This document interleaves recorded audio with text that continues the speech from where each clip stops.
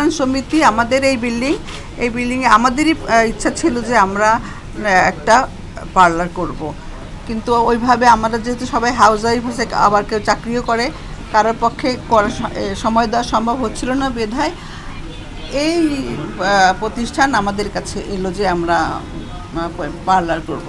তো আমরা সাদরে আনন্দ স্বাগতম জানাইলাম এবং আমরা বললাম সার্বিক সহযোগিতা আমাদের থাকবে, কারণ আমরা নারীর উন্নয়নের কাজ যারা করে তাদের পক্ষে থাকি। আমি এটা অ্যাকচুয়ালি নারী মানে উইমেন এন্টারপ্রেনারদেরকে এনকারেজ করার জন্য এটাতে কম ভাড়ায় তাদেরকে দেওয়া হয়েছে, যাতে তারা কাজটা করে ব্যবসা করে খেতে পারে। এবং আজকের দিনে আমি দেখলাম এরা খুব সুন্দর করে ডেকোরেশন করেছে এবং এরা শিক্ষিত যারা পার্লার করছে। তো আমাদের মেয়েদের স্কিন নিয়ে বা চুল নিয়ে যাতে কোনো সমস্যা না হয় সেদিকে তারা খেয়াল রাখবে, তাদের পড়াশোনা আছে, এটা জেনেই আমি এই পার্লারকে অনুমোদন দিয়েছি এখানে পার্লার করার জন্য।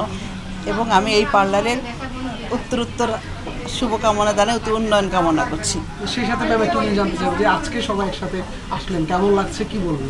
আজকে সবাই একসাথে আমরা প্রায়ই হই, এটা আলাদা করে একটু কমই আছে। আমাদের 168 জন আমরা মেম্বার, তো সবাই এখানে আসতে পারে নাই। আমি যারা আসতে পারে নাই আমাকে তারা আজকে মিস করলো।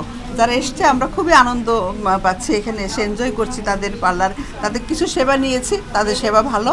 আমি সবই মেয়ে, এখানে কোনো পুরুষ লোকের কোনো কাজ নেই।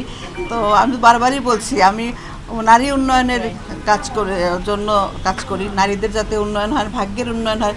নারীদের উন্নয়ন হলে আমাদের দেশের ভাগ্যের পরিবর্তন হবে, এই আশায় আমি নারীরা যখন কাজ করে সেই কাজ, যে কোনো কাজে আমি তাদের পাশে থাকি এবং থাকব। ভবিষ্যতে আমাদের মেইন পরিকল্পনা, যেহেতু বয়স বাড়ছে, আমাদের জন্য আমি একটা বৃদ্ধাশ্রমের পরিকল্পনা করছি এবং অনেকভাবে এটা মানে একটু ডেভেলপড, নর্মাল বৃদ্ধাশ্রমের থেকে একটু ভালো উন্নত মানের বৃদ্ধাশ্রম এবং একটা ডে কেয়ার। যারা চাকরিজীবী মেয়ে তারা তাদের বাচ্চাদের আমাদের কাছে রেখে নিশ্চিন্ত অফিস করতে পারবে।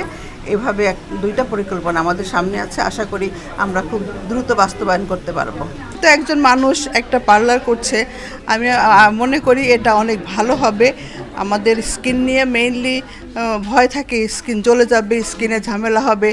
তো আগে যেহেতু পার্লারগুলি সাধারণত উপজাতি মেয়েরা কাজগুলি করতো, তাদের কাজের ঝামেলা হয়তো অনেক রকম ঝামেলা ছিল। তো পার্সোনা কিছু করছে, আমি মনে করি তার থেকে বেটার কিছু আপনাদের কাছ থেকে আমরা পাবো, কারণ আপনারা শিক্ষিত এবং ভালো অবস্থানে থেকেও এই ব্যবসায় এসেছেন। আপনাদের সাধুবাদ জানাই, আপনাদের উন্নয়ন কামনা করি।